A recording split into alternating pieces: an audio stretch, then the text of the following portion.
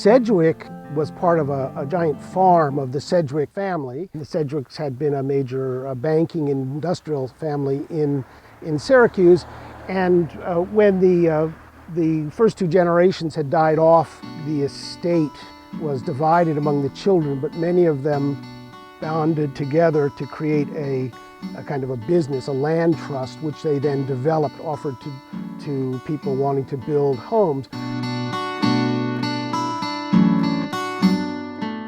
It's primarily an architectural tour, but I don't want to just talk about changing styles of architecture. I want to talk about the society and the culture that both stimulated change, but also utilized it for different purposes.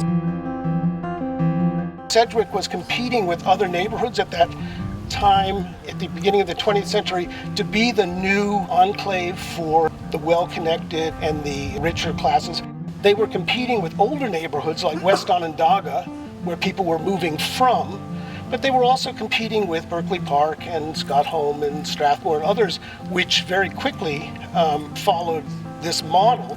Sedgwick kind of distinguished itself with bigger and more expensive types of residents, at least for a few decades. So they had the luxury of larger lots and curving streets, and they also then required in the deeds of sales when they sold lots that much higher amounts of money be spent on building the houses. And if you're going to spend that much money, you usually hire a good architect. Sedgwick is what? It's a garden suburb. It is so green.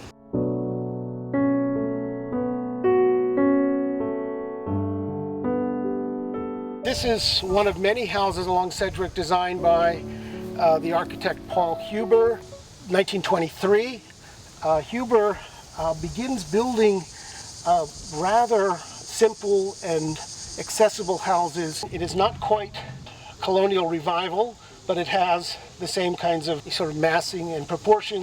It's a different type of brickwork than the colonial brickwork. It's more this tan brick, tapestry brick that looks more like, that's popular with arts and crafts. It has a nice open porch here with columns, not with lattice work. So Joseph Lyman Silsby was a prominent architect, but in Syracuse terms, he was also important because he married into the Sedgwick family.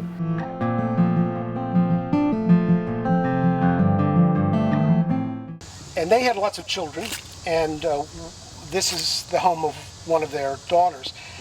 He went on to Buffalo and he set up an office there, and he went on to Chicago, but he maintained a Syracuse office and Chicago office and Buffalo office simultaneously. So he was one of the first architects to have this national prominence. Ward began to build in this area fairly early in his career. So all three houses that he's, two on DeWitt and this one here on Sedgwick, are from the mid-teens, early and mid-teens. He's still developing his style and his clientele, and he'll go on to build much bigger, and many of his buildings will become more fully sort of Tudor revival. The lines on the facade are irregular. Compare it to the Silsby house we saw with those strong lines. Here we get curves, angles, drops on more than one level.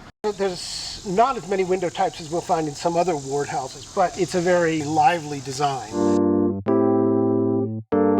Come and take a look. Join us on our next tour, which is the last Sunday of August. I believe that's August 29th. And we'll be meeting at 4 o'clock at the corner of East Genesee Street and Allen Street, and we'll be walking down Allen Street and seeing a lot of wonderful houses and learning quite a bit of history as well.